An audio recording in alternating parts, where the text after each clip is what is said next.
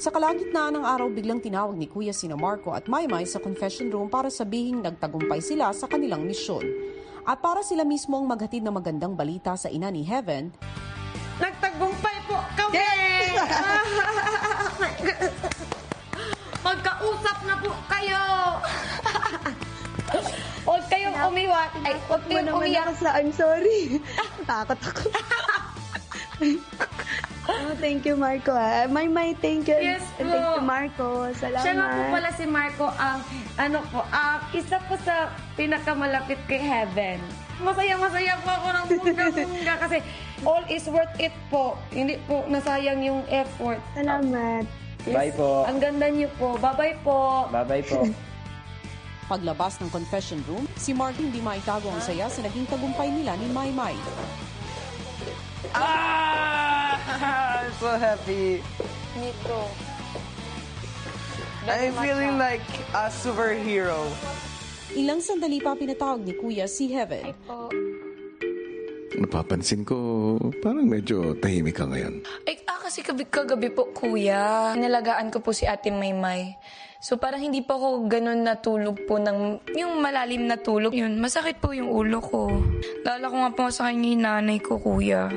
Lalo yung mabilis po kasi sumakit yung ulo ng nanay ko. Talagang mom ko rin, minamasahe ko po. Ay, speaking of my mom, kuya, nakalabas na nga po ba sa ospital? Bakit mo na itanong sa akin yan? Si kuya nung pumasok po ako sa PPP. Hindi ko man lang nakita. Hindi ko man lang nakahag. Nasa hospital pa po kasi siya, kuya. Sana lang, kuya, may news. Kung nakalabas lang po ay hindi. Alam ko, mahalaga para sa'yo ang Maywina. Mayroon akong ipapakita sa'yo. Okay po.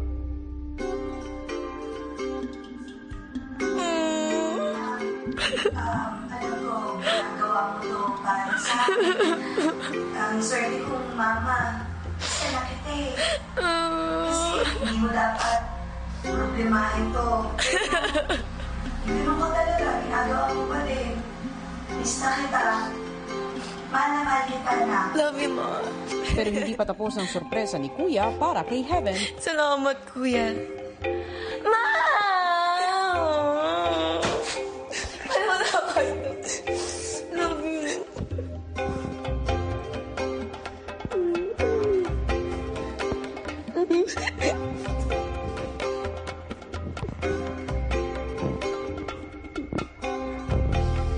Heaven, tapos na ang inyong 100 seconds. Paalam ka na sa iyong nanay.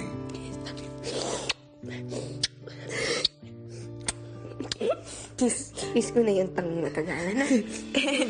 Heaven, anong pakiramdam na nayakap muli ang iyong ina? The best feeling in the world.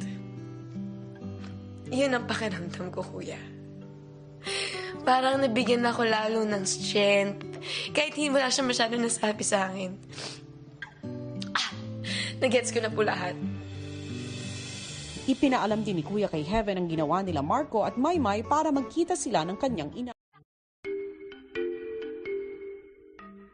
Sa kalagitnaan ng araw, biglang tinawag ni Kuya sina Marco at Maymay sa confession room para sabihing nagtagumpay sila sa kanilang misyon.